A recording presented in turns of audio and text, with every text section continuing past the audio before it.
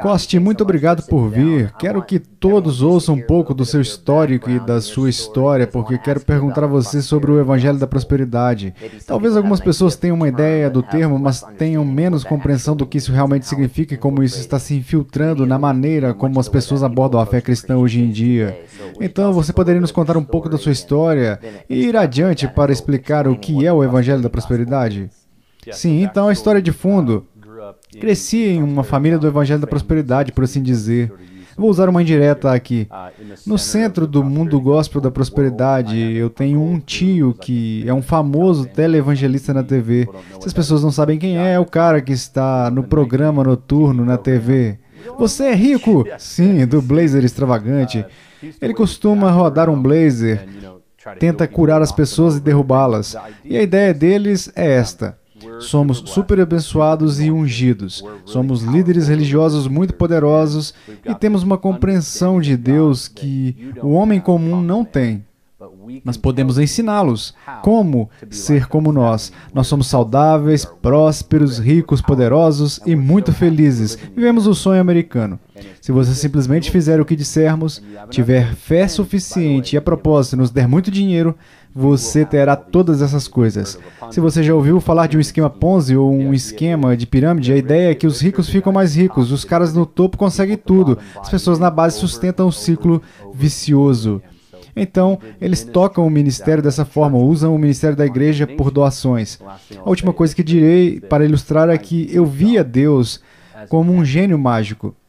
Se eu o acariciasse corretamente, fizesse tudo certo, cresce da maneira certa, desse dinheiro o suficiente, ou o que quer que fosse exigido, siga esse cara e faça o que ele diz.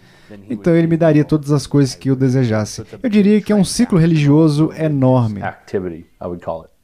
Caras como seu tio acham que receberam tal unção porque Deus deu um chamado especial para eles, ou como eles pensam? Sim, normalmente há uma grande história ligada à maneira como eles se tornaram o que são.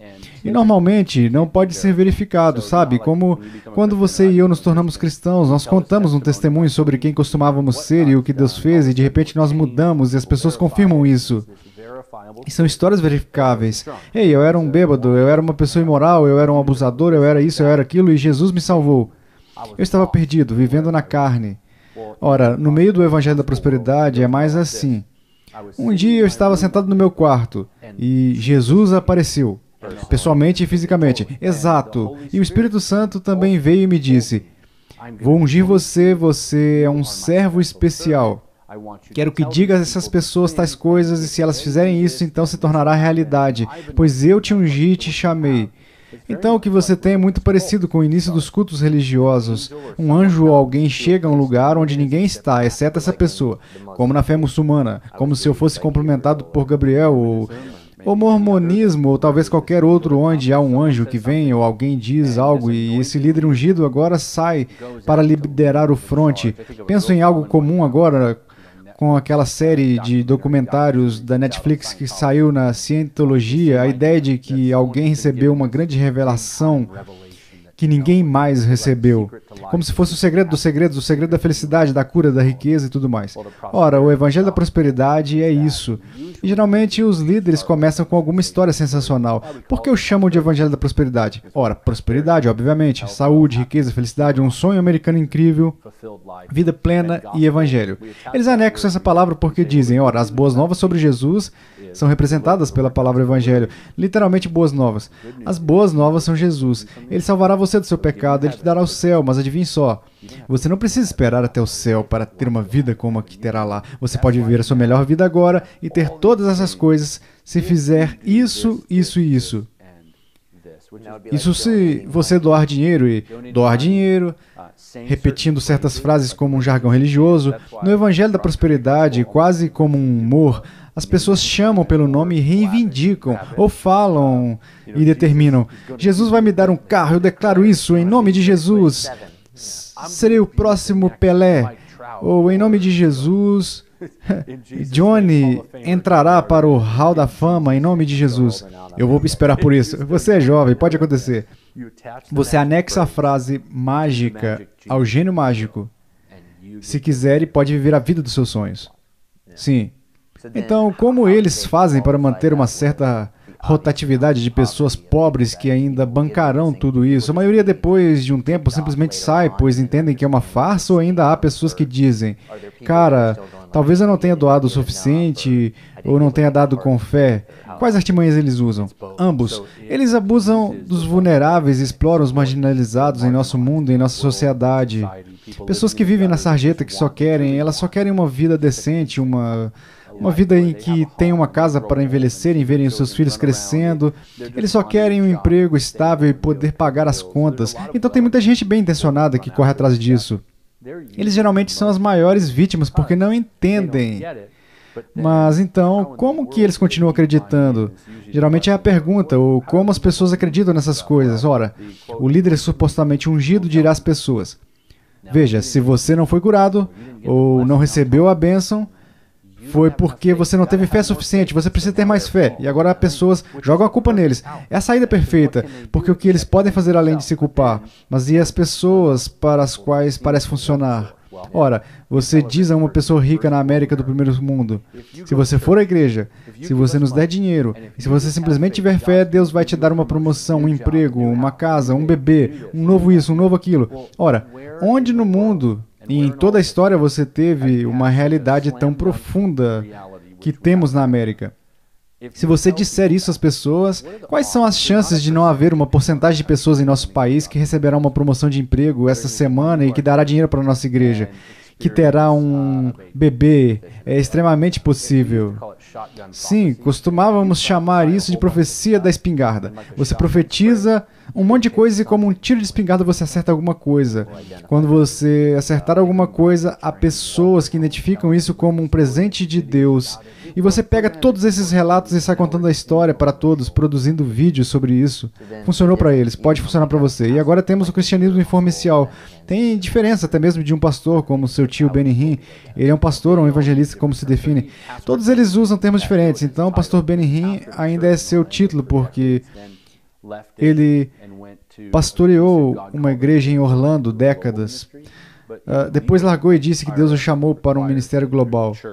Mas mesmo legalmente, como a lei exige que haja uma igreja, tem que ser uma igreja para a prática religiosa, não apenas uma para a igreja geral. Então o título dele ainda tem que ser pastor. Então a diferença entre o pastor naquele ambiente e o nosso como um pastor, eles acordam no domingo e encorajam todos os jovens que eles estão apenas sendo fiéis ao que Deus os chamou para fazer e que todos nós somos chamados para ser homens de Deus.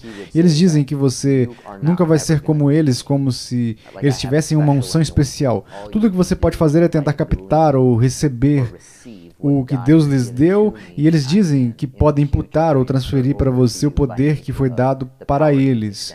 Fui claro? Sim, eu chamaria isso de mito do homem santo, e é a ideia de que esses são homens santos que eu nunca irei ser como eles. Eles acham que são profetas, isso. E aqui está o desafio. Há homens, mesmo no mundo da pregação bíblica, sem ser os caras do evangelho da prosperidade, onde os homens são excepcionalmente talentosos. Eu nunca vou ser o Johnny da vida. Eu sei disso, eu aceito isso, e tanto quanto parcialmente vesgo e daltônico, ou ter seu estilo, você está pregando, mas seu cérebro funciona de maneira bem concentrada em velocidades que... Pare o show, muito além. Você está gravando? Não, sério, eu estive perto de você e vi que você está 4 ou 5 passos à frente intelectualmente, suas histórias. Eu fico tipo, aonde ele quer chegar com isso? Quando termina, eu fico tipo, uau, esse tipo de coisa. Eu não sou tudo isso. Eu não vou ser isso, ok? Mas vamos ser honestos, posso ser como você seguindo a Cristo, ou crescer em santidade, ou você pode ser como eu na oportunidade de declarar o Evangelho ao mundo. Todos nós temos dons e habilidades diferentes, coisas diferentes que nos tornam únicos como parte do corpo. Mas ninguém, nem o Johnny, nem fulano, nem ninguém pensa, eu sou o cara. O que eu tenho você não pode ter, então você precisa de mim. E eu sou isso e eu vou te cobrir. Então você meio que aceita isso. É assim que os cultos e os sistemas abusivos prosperam. E alguns apenas usam meios espirituais. Então as pessoas dizem, ora, o que esses caras são? Ora, eles não são pastores, eles não são cristãos, o que é isso? Digo apenas que são empresários religiosos. Eles estão construindo uma marca, estão construindo um negócio, eles são gerentes, eles têm tudo, eles são os profetas. Eles são as estrelas do show e ninguém pode ser como eles. Você e eu, quando queremos ser fiéis, estamos determinados a dizer, posso ter dons diferentes dos seus, você tem dons diferentes dos meus, você é excelente nisso, eu sou excelente naquilo. E juntos, todos nós podemos continuar a servir ao Senhor. E você também tem um dom. E Deus quer usar você para a glória dele. E usa. E não é uma fórmula para continuar alimentando o meu sistema. É um processo no qual seguimos a Cristo e somos quem realmente somos. Isso faz sentido? Totalmente. Digamos que as pessoas ouviram falar do seu tio Benny Hinn, ou digamos que outra pessoa naquele ajuntamento seria, de certa forma, Joe Osteen. Mesmo que ele talvez não esteja curando tanto, ele diria, você pode ser curado, você será. Eu não sei imitar um sotaque do Texas, mas amanhã você terá o melhor dia da sua vida. Você ainda parece britânico. Sim, sim. Todo sotaque que tem é quase australiano e britânico. Sim, é. Amanhã você terá o melhor dia da sua vida. Ok, então digamos que há Benny Hinn e Joe Osteen. Mas quais são as maneiras sutis pelas quais o pensamento orientado para a prosperidade se infiltra em suas práticas e filosofias no que, de outra forma, poderia ser um ambiente sólido? Como o pensamento da prosperidade tem um jeito sutil de capturar nossos corações e até mesmo a maneira que muitas igrejas e as nossas próprias podem se comportar hoje? Eu chamo isso de luz do Evangelho da Prosperidade. É a versão diet. Não é muito óbvio. É sutil, não tem o estilo do Joe Osteen, não tem o blazer do Benny Hinn, não tem Bentleys e Ferraris. É sutil. Isso se insinua em nossos corações na igreja americana e até mesmo na igreja da Bíblia, onde começamos a pensar, sou justo? Não sou como aqueles caras. Não sou como Joe Osteen. Não sou como Kenneth Copeland em Inside Edition, fazendo bizarrices. Não estou andando de carro importado e voando em jatinhos. Não sou Benny Hinn. E de repente, muito parecido com o fariseu e o publicano. Você se lembra do cobrador de impostos na Bíblia, aquela história? Deus, obrigado por não ser como ele. Eles entram no templo para orar e um cara é um pecador quebrantado e humilde. O outro cara diz, ó, Deus, obrigado por não ser como o Johnny ali. Ora, podemos facilmente dizer, sou obediente, sou justo, sou fiel, não sou como eles. Então por que Deus não me abençoaria? Por que Ele não faria todas essas grandes coisas? Por que Ele não me usaria poderosamente? E por que Ele não me daria todos esses filhos maravilhosos e este lindo lar? Todas as minhas bênçãos não as obtive de um esquema Ponzi, como o Evangelho da Prosperidade, eu as recebi porque eu sou fiel. Agora começamos a comprar a mentira de que merecemos e que também podemos conseguir se fizermos essas coisas. E isso, potencialmente, é mais perigoso do que o óbvio, o que chamaríamos de heresia ou blasfêmia, porque isso é hipocrisia. E agora começamos a colocar em nossa vida uma justiça que não vem de Cristo, mas de nossas próprias boas obras e seguidores. E tenho novidades para você, novidades para mim, novidades para todos nós. Jó, o homem mais justo que possa imaginar, fiel, santo, obediente. Ele passou por isso. No livro de Jó, na Bíblia, é tudo sobre esse enredo em que Jó sofre. Ele perde todas essas coisas, são saqueadas, a perda, a morte, toda essa história. E no final ele diz, Deus me deu, Deus tomou, bendito seja o nome do Senhor. E em algum momento sua esposa diz, amaldiçoa esse Deus e morra, acabe com isso, o que você fez para deixá-lo irado? Ele diz, eu sou justo. Qual é a ilustração aí? Os justos podem ser abençoados.